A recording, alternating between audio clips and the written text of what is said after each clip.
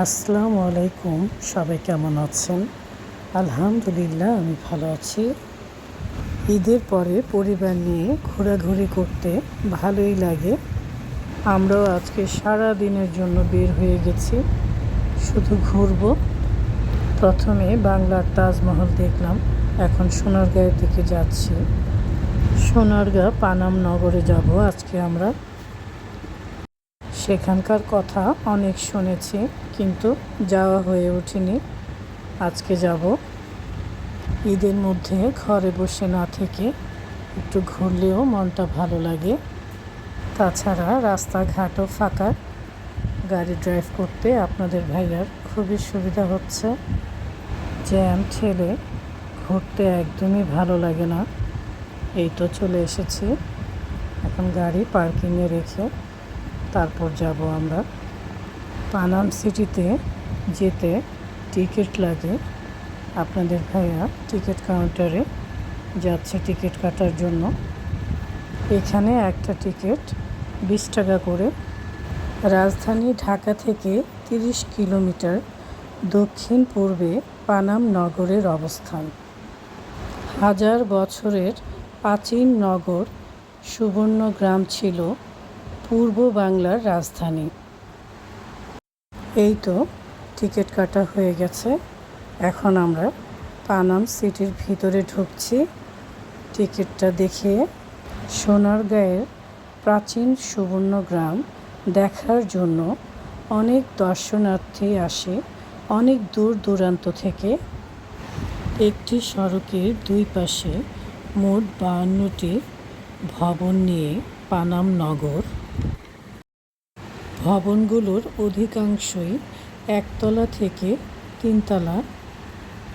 এই পানাম সিটি দেখার জন্য বিদেশি পর্যটকরাও এখানে আসে। পানাম সিটির দরজা জানলাগুলো কেমন ভেঙে ভেঙে পড়েছে। পানাম নগর দেখেই বোঝা যাচ্ছে এককালে কত সুন্দর ছিল। আর এখন সবই নিয়তি, একদিন সবাইকেই চলে যেতে হবে সব কিছু রেখে। আজ প্রচুর গরম, তারপরে অনেক পর্যটক এসেছে। পানাম সিটির 39 নম্বর বাড়ি এটা। যে যার মতো করে সুন্দর সুন্দর ভিডিও করছে, ছবি তুলছে।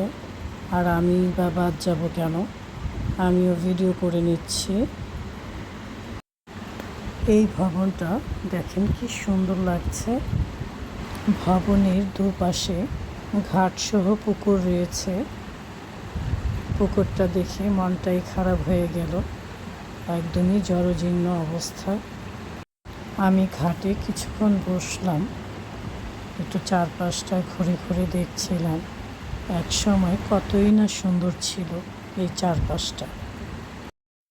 কিছু কিছু ভবন দেখে বোঝা যায় আগে কত সুন্দর ছিল। কাশীনাথ ভবনটা একটু ভালো আছে।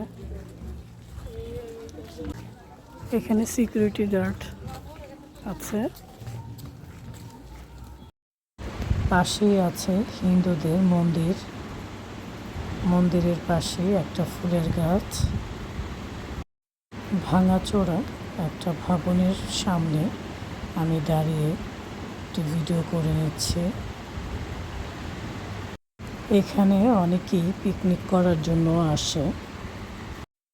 বাবা আর ছেলে একদম কাঁধে হাত দিয়ে ছবি তুলে নিচ্ছে, আমাকে দিয়ে ভিডিও করে নিচ্ছে।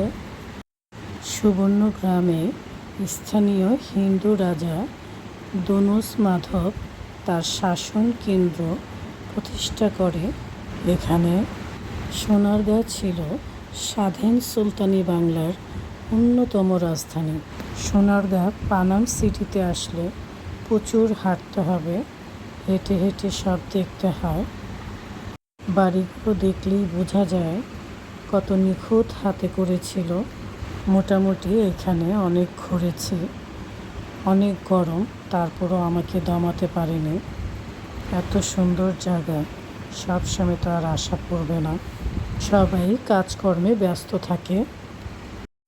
সবাই ভালো থাকবেন, সুস্থ থাকবেন, আর আমাদের মতো ঘুরে বেড়াবেন। আল্লাহ হাফেজ।